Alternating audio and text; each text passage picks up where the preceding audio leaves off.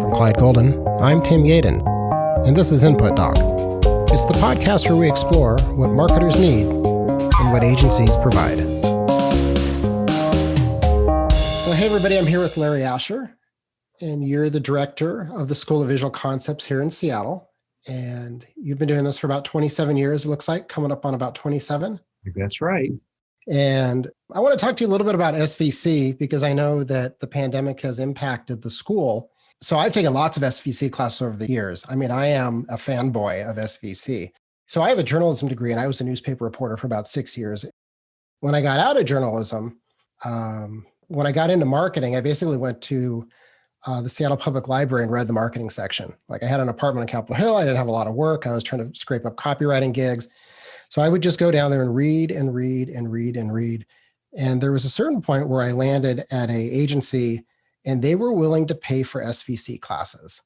And I just squeezed that sponge as hard as I could and just kept coming down and taking classes. And, you know, it was really useful to me as a kind of a young professional in the industry to come and listen to Hillary Miller or Brandon Gary, or I took a presentation class from Jim Copacino, and these were all just really useful to me. And so my setup here is you guys have gone remote, and how do I come down? Like, what's the difference in the experience from what I had to what students will get now? Because there was something very special about that to me. I think what you're referring to is the free basket of candy. There was that. There were the Altoids, I believe. I think you're right about the free basket candy, and then the water maybe in 2 temperatures. Was that what it was? Three temperatures. Yeah, for sure. And I miss that too. And I think, not revealing anything new here, humans are social animals and we want to hang out with each other, and you can't. So the question is, if you can't, should you just, put it away until you can again? It's like, well, that doesn't work. Right.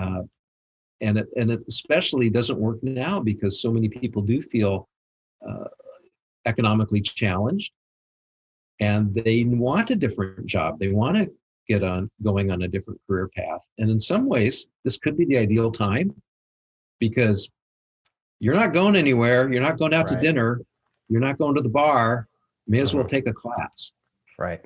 And so the change, it seems to me, to move over to online learning has been far more subtle than I imagined, because it's still this smart teacher who you want to get to know because she can connect you with all kinds of hiring manager types if she isn't one herself.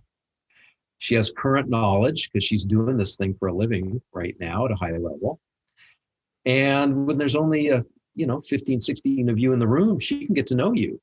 You guys can, really, form a bond there. So that part hasn't changed at all. The curriculum hasn't changed. The way we deliver it has, because if you're teaching on Zoom, you've got to be a lot more careful about when you hit the boredom threshold. And so what we advise our instructors now is, if you're going to teach a 3-hour course, build it out of a series of 15-minute modules. Constantly change the temperature, change the texture, change who's talking, change what we're doing. Because and you know what? I almost can't wait to see that methodology get back into a classroom where it was probably long overdue. Yeah. So, but this has really pushed it, and that's been great. There's also something, and I need to think about this so I can articulate it better, is that if you and I were in a big room and you were sitting in the back row, your head would be that big to me, right? But now your head is head-sized here on my monitor. I feel like we are having this kind of a conversation. And so there is, in some respects, there is a greater intimacy and an ability for the instructor to pay more attention to her students or his students than you had in that classroom setting where somebody back there is kind of checking their email and you don't know because you're over here on the whiteboard. And so now we're all kind of, what would I say? We're all kind of like focused on we're in the same tunnel. We're in this little airplane fuselage together. Nobody gets lost. Nobody wanders off. And I think that's better. Yeah. So we had spent, I can't tell you how many years dissing online learning because we didn't do it. And then we thought like, uh-oh, don't say that anymore. Right. And boy, were we wrong. And having taken classes, how we like to, bug our students to death, asking them, how did we do? Right? After every class. Right. There's always a survey at Tell the us end. more. Yeah. And the arc went from, oh, I wish we were all together in a classroom, to, hey, this isn't as bad as I thought, to now we're getting I think I like this better. And certainly contributing to that is no driving, no parking, right? No wet on the windshield. But all in all, I have to say that there's been very little lost and perhaps a lot gained. It could be that this was a good time because I always liked it because it was an escape from an office that I was always trying to escape. And now if I don't have to go to the office, I'm not escaping the office. I'm already here. And so it could be you're no longer competing with the joy of not being in an office. Yeah, I was going to say, I think Zoom burnout is real. And I also think, people are stuck at home and you're right. We used to provide a little respite from that, but now they're stuck at home. So they can either be stuck at home or stuck at home. There are no other options. You can be stuck at home, binging on TV, or you can be stuck at home learning something. I think learning something with 15 other people and a smart instructor is more of a respite and a change of tune than just, going back to your old life. Does your audience change? I mean, you were Puget Sound, Seattle. Are you now US, West Coast, worldwide? Are you getting people in? Slowly expanding outside of this market. And that's both on the student front, but also the instructor front. So we now have an instructor in Germany. That's new. I went to a info session this morning, co-led an info session for one of our programs. And we had people, prospective students from the Netherlands, Argentina, Puerto Rico. It was pretty interesting. And, other than you have to kind of arm wrestle with some time zones, this is kind of cool. Isn't it funny that, we rely on infectious diseases to help us form our business model? Well, they say in times like this, everything sprints forward. Either if you were going to do it in 5 years, you're thinking about it, you're going to do it now because you don't have a choice. Yeah. Whatever your best card is, you're going to play it and give it a shot. Well, also, people have been pretty forgiving, I think, during this period.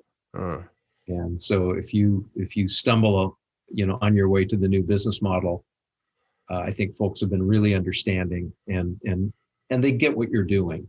That you're in some ways your hand was forced. Yeah. But they like you, they believe in you, they want to see you succeed. Yeah. Yeah, absolutely.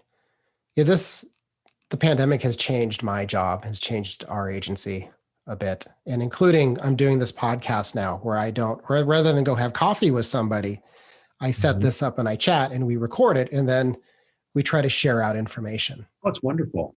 You're also the creative director of Worker Bees, a marketing communications firm that niched on the healthcare industry.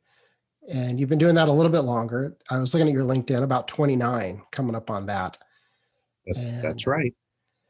In the intro of the show, we talk about Input Doc focuses on the intersection of what marketers need and what agencies provide.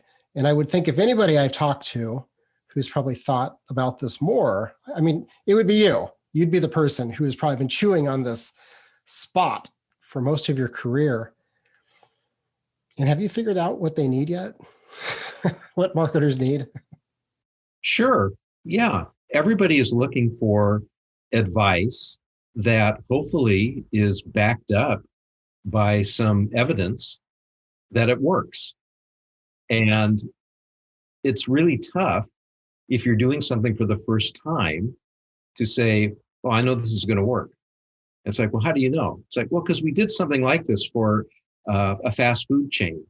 It's like, well, yeah, that's nice, but we're a hospital. Right, but probably the same principles apply. And it's like, well, maybe they do, but if you think about it, when you go buy that taco, you're not asking for an employer-sponsored taco insurance plan to pay the bill. You're not referred to that taco by a eye, ear, nose, and especially throat specialist. So the mechanics and the whole sales funnel is so different. The customer journey is so different. Probably your experience, frankly, isn't going to be all that helpful. And so what clients are looking for is somebody who's done something like what I need to have done for an organization pretty much like mine, and can bring some real evidence, as I say, to the discussion. And so when you kind of follow that further out, I think it says they're looking for experts. And most agencies have consciously chosen not to become an expert. They want to be generalists. I would like to try to talk them out of it. Well, there's a call to arms right there. It's a fair question. Why haven't I just put a stake in the ground and niched? Well, I think I think I know the answer to that too, because I'm guilty, or was guilty for a long time. And it's because you're trying to, make the rent. You're trying to pay the staff. Yeah. And along with the client, they seem to like you. They have some money they want to spend, so we take it. And pretty soon we become defined by what we've taken versus what we set out to become. You feel like you're the ghost of creative past who has shown up to tell me about what has happened and what it's the holiday edition in which I face my past and decide why it is we don't specialize or niche Clyde Golden and then truly succeed. Yeah. And this is an everyday thing that I think about. So not alone. You are so not alone. Most firms are guilty of this. Back when the Puget Sound Business Journal, maybe they still do, used to publish the book of lists. They still do that. And you'd go down and you'd look at design firms or ad agencies, and the last column would be their specialty. And it was like they all had written the exact same thing in there. They all did brand strategy and marketing and all these things that everybody does. And it was like, well, if everybody does it, it is by definition not a specialty anymore. Yeah. And so that it seems to be the norm. And I think the only way to win at the generalist game is just to be big. It's like, well, we'll go to Hornell Anderson because they're the biggest design firm in town, even though they may not have a particular specialty. Yeah, interesting. Of course, now there's no Hornell Anderson, but that used to be the case. So you're at SVC, and where you have both marketers and creatives, you have a whole realm of people working in this industry coming through. What types of skills are they looking to get, or why would they come through? Well, right now there's I think a surge of interest from people who have been in the industry for a while and had grown up during a period of time when advertising was still a viable career path, at least in the Northwest, and graphic design was another one. And graphic design, by that I mean typically that involved ink on paper, right, a lot of the time. And so they've come to see all that business shift away to a digital form, and they want to reapply their skills to that world. And so as a result, they're coming to us and saying, teach me about user experience design or UI design for digital products. On the copywriting side, no, I wouldn't exactly call this a a tidal wave at this point yet, but I'm starting to see people saying, I need to readjust my skills and become equipped to apply for those jobs out there that run under the banner of content strategist or UX writer. Yeah. I had the fun of looking up, I think this was on Glassdoor, how many job postings there were for the thing that I have done most of my career. Right. So I typed in advertising copywriter, Seattle, and there were, I think, 15 job postings. 15, not very many. And then you actually read them and you went like, good Lord, that's not like an advertising job. What is that? That's like writing catalog copy. And I thought, wow, that's really awful. What would be worse than that? And I was thinking like, what's a super dead-ended career path? And I went, oh, of course. And so I looked up railroad engineer. Remember how many job openings there were for advertising copywriters? 15. 15. Yeah, they had 17. So, but by comparison, UX designer in Seattle, I haven't looked in a while, but it's hovering north of 1,000 job postings, and sometimes even flirts with 2,000. So that's kind of about all you need to know. That our old trades just don't quite have the market that they once did, but the skill sets are largely transferable. Certainly good chunk. Yeah, and I'm not sure that what we would have called a copywriter is still called a copywriter. Sometimes it's a content specialist. I interviewed Mel Antonelli recently, and she's a principal UX content strategist. And I said, my question was, at what point did we need UX writers? Weren't we just writers, or weren't we just copywriters who did difficult things and figured things out? And there's enough of a specialization away from simply marketing, copywriting into these little micro copy moments. Sometimes one of the reasons why I probably have an agency is that there's only so far a copywriter can go in this town, and that I really enjoy what we do and I want to keep doing it. And so at a certain point, just be in charge. That's probably the easiest way of getting to keep working on copy projects, It's not to say that those career paths are totally blocked. Sure. There will always be a need for good writers, and especially people who can write persuasive marketing copy. Right. But they just they don't proliferate like they once did. And the reality is, here in Seattle, it's a tech hub. It just is. Lucky us. Yeah. And so there are far more jobs that have that tech flavor to them here than in other cities. And even for writers. So over the last 15 or 20 years, the types of classes you guys have taught has probably changed quite a bit based on what the industry needs locally. Absolutely. Well, not just locally, nationally. So, I came to SVC because they needed somebody to teach an advertising copywriting class. Right. And an ad concepting class. And loved it. And so went to one of the founders, the surviving founder, and said, someday, whatever you decide to do with this place, let's talk. And unfortunately, she got a very bad medical diagnosis, and we talked sooner than either of us was expecting to. Mm-hmm.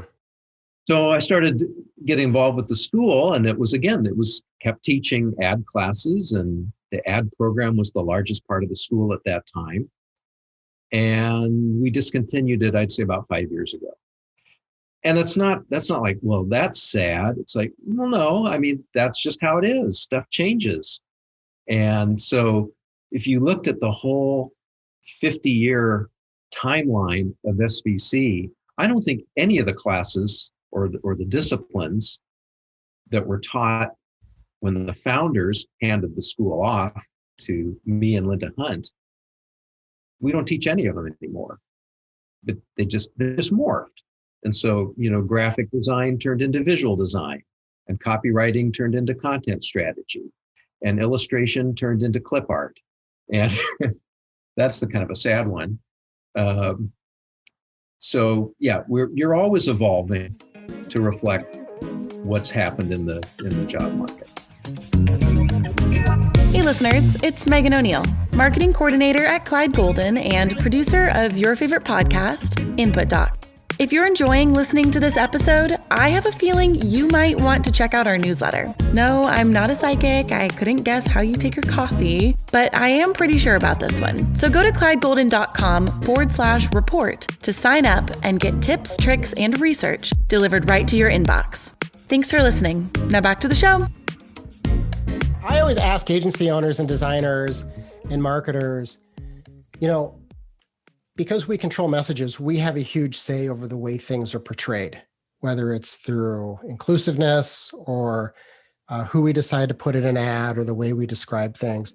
For SVC and the types of curriculums you create, what do you think your role is in the marketing community?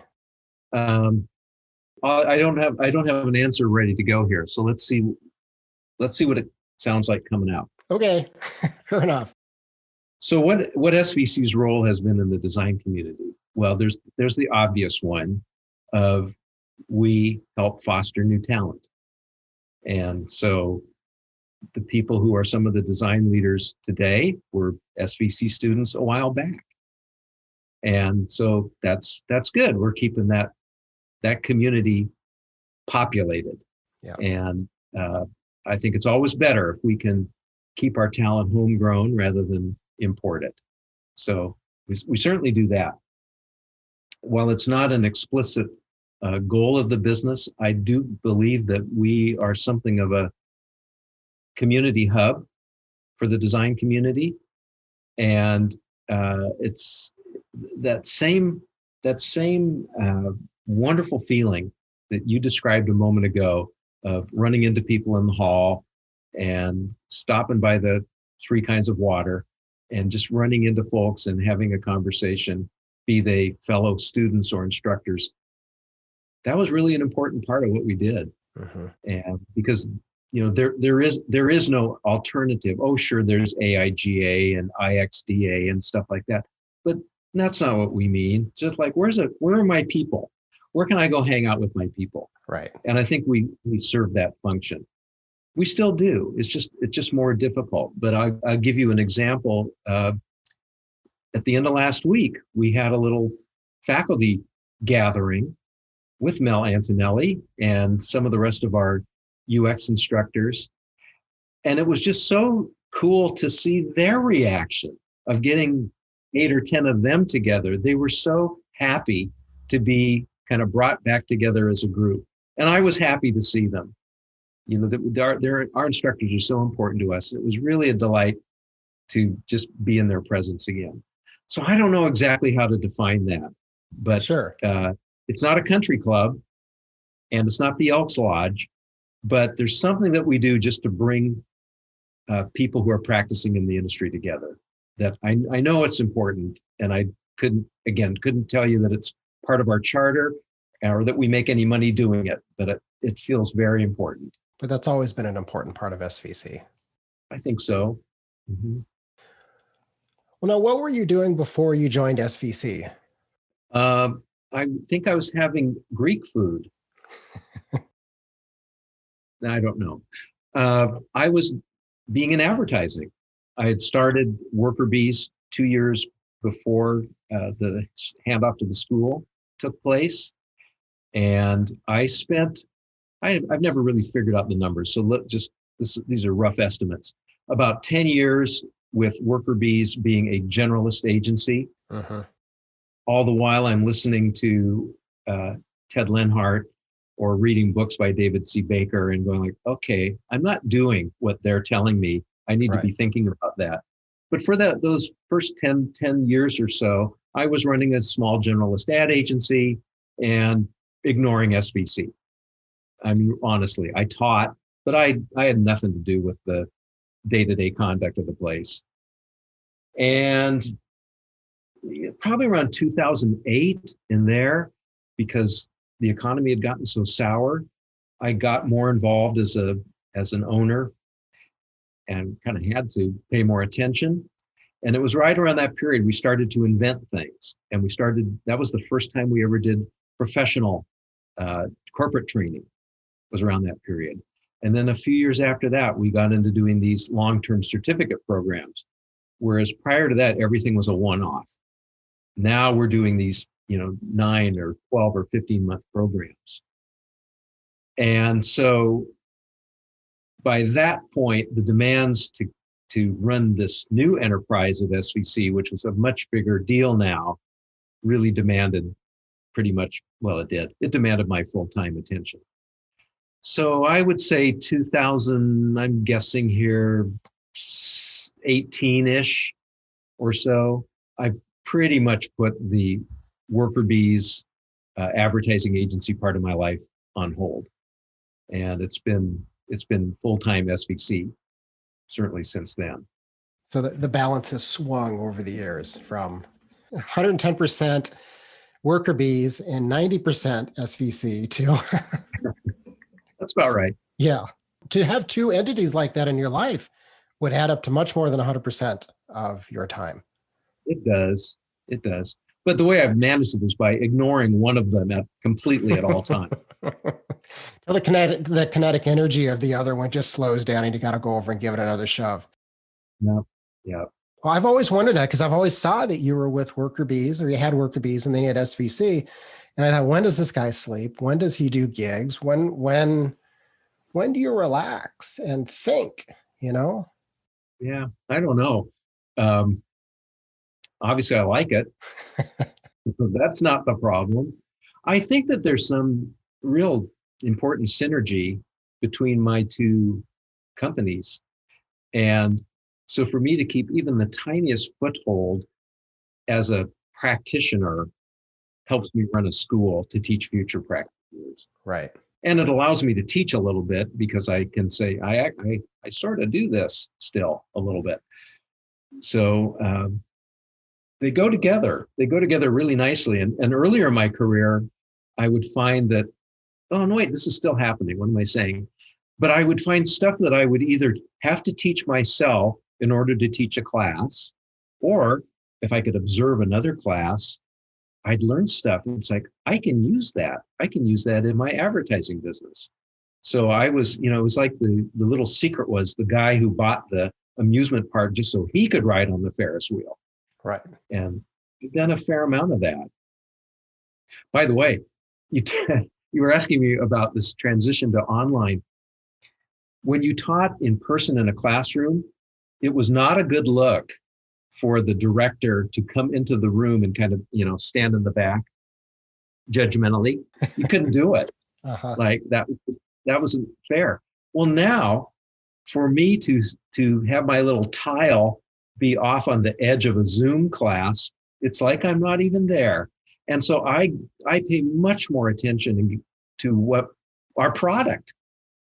I get to see our product and see it in use. And then never had that opportunity before. Yeah. And you kind of go like, whoa, how could you not? It's like, well, that's how live learning works. You can't have the boss in the room.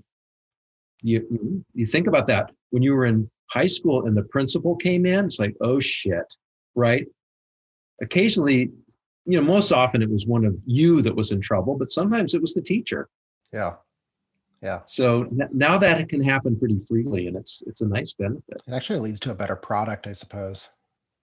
Yeah. Well, and again, riding that Ferris wheel, I'm learning a lot more that I can use. Yeah. What are the current programs you have at SVC are you most excited about? Well, okay. We're working on a content strategy and UX writing certificate program. And we've taught classes in those topics for quite a while, but they've never been all brought together in a single program. And I'm excited about it because, number one, it was writing that brought me to SVC. And so it seems kind of weird that I would be running a school that doesn't even teach the thing that I do or that brought me there. So I like the fact we're getting back involved in that world. I also like that we're helping people like me, advertising copywriters, and other people who've been writing for graphic design, find a way to continue their career paths. I think that's really cool. And I guess the other thing is there's not much out there. If this is a career path you want to pursue, there sure aren't very many places to go learn about it. So I'm hopeful we can put something out there that's going to be really useful. There's something like 5,000 job postings right now for content strategists in this country. That's a lot. And yet show me a 4-year program in content strategy. I think you might find one or none. When I was talking to Mel, she was telling me that she was at a conference a while back and there were 7 content strategists standing in a circle chatting, drinking wine, and they all defined their job and it was all different. Everybody had a different slight, Yeah. The term content strategy is probably the most elusive of the ones I've seen. Yeah. And it covers everything from content audits and governance of content, which would horrify most copywriters because it involves Excel spreadsheets. Right. It's like, I don't even want to have anything to do with that. All the way down to the other end, which is it's writing. There's a fair amount of content writing involved in it. Yeah. So, but you're absolutely right. It's this super loose term. Our strategist, her name is Tavener Sullivan, and she's taught me quite a bit as far as her take on content. We always start with research. She has some sort of North Star. I know my segments. What are the pillars that support the North Star, and how are we going to map them? And once I have that, and then I have a moment in time and a channel on the customer journey, I at least have enough of a matrix. I have an XY axis that I can get to the spot that I need to. But at a certain point, a copywriter's just got to be a copywriter and, dream something up and give it a shot. You're going to go find the joy at that point. But having her doing a lot of the thinking ahead of time really sort of opens my brain up, my heart up to be able to make great things. And I had never really, I've always been a guy who could sit down and figure these things out. I don't mind having a big Excel spreadsheet, and I don't really want to do content governance personally, but I've met people who like that. and they're on the team and they're great at it. That's good. That's perfect. Yeah. So a while back, I was on LinkedIn and you were posting kind of a cryptic message of, do you know anybody who would want to run a professional development school? And it was like, who wants to be director at SVC? And did you find somebody? Yeah. Or you have found somebody?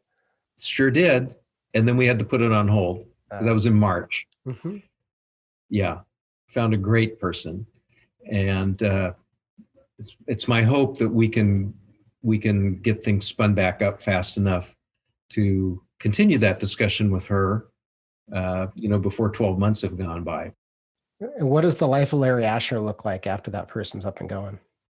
Well, that's almost not the driver here. It's just that, all of us have an expiration date, and it would be pretty irresponsible of me to just say, well, SVC, I'm going to do this till I drop dead. And then whoever's left figures it out. It's like, no, let's get it figured out now.